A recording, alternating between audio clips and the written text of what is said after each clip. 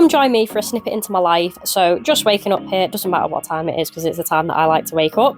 Downstairs to have my coffee, which Mel does actually make as well, along with some morning juice to go with our bagel, bacon, hash brown and cheese, which is our staple in every day. Yes, Mel looks after me. I am a princess. Off I go to my car. Obviously, I have to have my breakfast. I am going to go and train. This is what I do with my day. I like to start the day with me, making sure that I set myself up, but also I'm looking after my own health so I can look after everyone else as well. Here I am, Colin McRae in it to the gym, making sure I get there in 0.2 seconds. Zoom, zoom, zoom.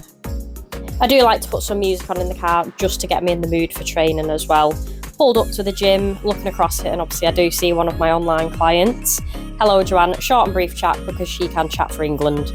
Off I go into the gym and making sure that I prioritise my warm-up. Please do not skip these. It does matter, and obviously if you're over 30, it matters even more.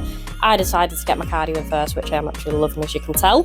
Downstairs I go to start my session, so just doing some rotations. But also notice another client upstairs, hello Kirk, who just gives me the finger.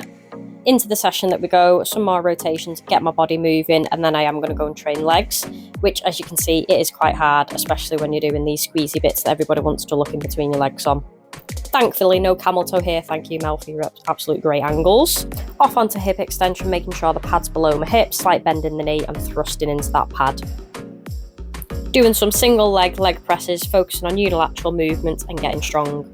Onto leg extension, finishing off with ab crunch, focusing on spinal flexion and the final picture for Mel. Off home for a coffee just before I start another work block as well. I do try and keep my caffeine intake before 2 p.m. just so I don't have a crash after that.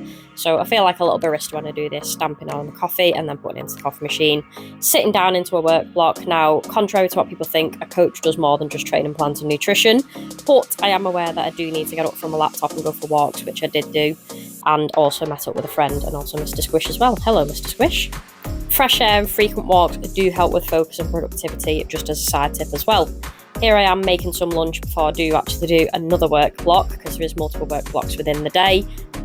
Put the chicken in the pan, which I have weighed out because it does matter, especially for consistency. Flavouring the chicken so it isn't bland as fuck, and serving up a nice sub roll and a salad, which did actually taste quite nice. Final work block now, which I did do for 2 hours before actually getting outside to debunk my brain, switch off and make sure that I get ready for bed and having dinner with Mel. Our non-negotiables, sit down, have dinner and then chill out and have our little snack.